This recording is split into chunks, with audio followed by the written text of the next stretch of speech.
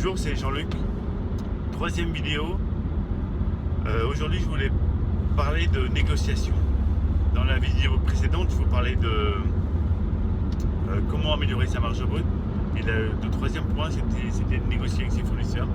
Et je voudrais partager avec vous une technique de négociation qui est assez puissante en fait. Et voilà. Alors cette technique, quand vous êtes en discussion avec un vendeur, vous ne faites jamais la première offre de prix. Ne jamais faire la première offre. Laissez toujours le vendeur faire son offre avant. Par exemple, vous négociez un produit alimentaire et il vous propose 20 € le kilo. Vous lui faites sa première offre et là, vous lui répondez toujours de la même manière. Comment est-ce que je peux payer 20 € si quelque chose? Alors c'est quelque chose, ça va être si j'ai négocié si le menu est à 20 € ou si je sais pas si on compare ce plat à tel autre plat. Comment est-ce que je peux payer 20 € si je compare ce plat à tel autre plat?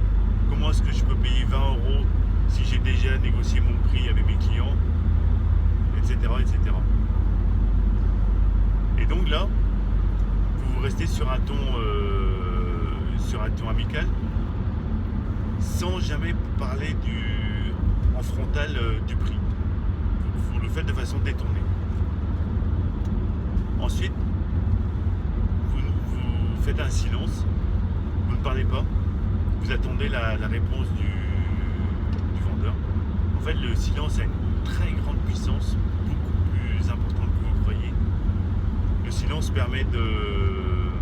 Personne n'aime le silence, en fait les gens cherchent toujours à remplir les silences et quand le vendeur voit ça, il va le combler évidemment et il va vous sortir une deuxième offre. Alors là, à cette deuxième offre, il va vous proposer par exemple 18 € le kilo. Et là, vous lui faites une offre qui va être refusée de toute façon. Et vous faites une offre qui doit être refusée. Donc par exemple, vous lui proposez un tarif à 12 € le kilo. Vous savez très bien qu'il va refuser. Mais vous proposez à 12 € et re-silence. Vous refaites un silence pour attendre sa réponse. Alors là, le vendeur va vous refaire une deuxième proposition. Là, c'est la troisième. 20, 18, troisième proposition. Je m'y perds déjà. Et troisième proposition, par exemple, à 16 € le kilo. Il va vous dire c'est mon dernier prix, je peux pas faire mieux. Vous trouvez toutes sortes d'arguments. Ça ne passe pas dans mon ordinateur. Mon patron va blablabli, blablabla. Ils ont leur propre technique, ne vous inquiétez pas, ils sont bien meilleurs que vous. Et de toute façon, vous aurez beau avoir quelques petites techniques, ils seront toujours meilleurs que vous. Ce sont des sociétés qui sont beaucoup plus grandes que vous en général. Et donc, ils sont bien formés pour savoir vendre. Et là, cette troisième offre à 16 € qui vous fait, vous sortez une petite calculette où vous scribouillez sur un petit bout de papier. Vous bluffez un petit peu, vous faites des petits calculs, faites semblant de faire des petits calculs. Et vous sortez un chiffre précis. Par exemple, 14,80 €. Pourquoi un chiffre précis? Pour montrer que vous ne pouvez pas faire mieux, que c'est calculé, que c'est précis. Et vous sortez 14,80 € et vous n'en démordez pas.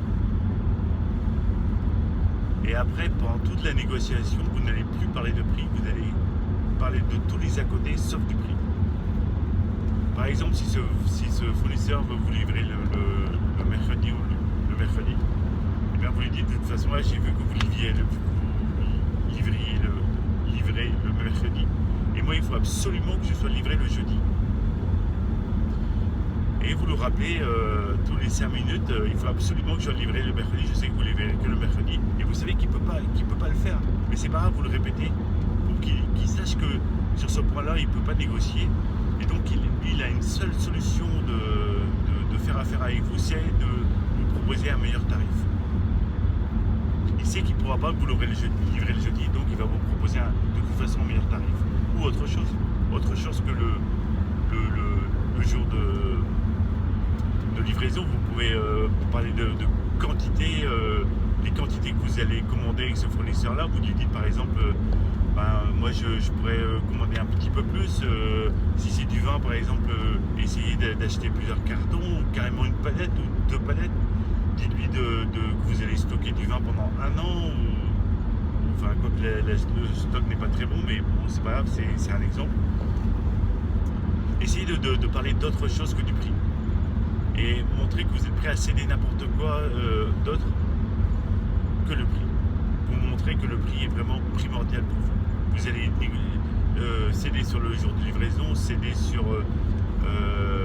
les quantités, vous allez céder sur les horaires de livraison ou sur la facturation, mais jamais sur le prix. Voilà, c'était les 3 points que le point que je voulais partager avec vous. Alors comme je vous l'ai dit la dernière fois, si vous voulez vous inscrire sur ma liste de contacts, je peux cliquer sur le lien dans la description ci-dessous pour faire partie de ma liste de contacts. Je prépare une application. Aujourd'hui, je suis en train de développer une application qui m'aide en fait que j'utilise depuis longtemps, mais j'essaie je vous en parlerai plus tard. C'est une application qui m'aide à négocier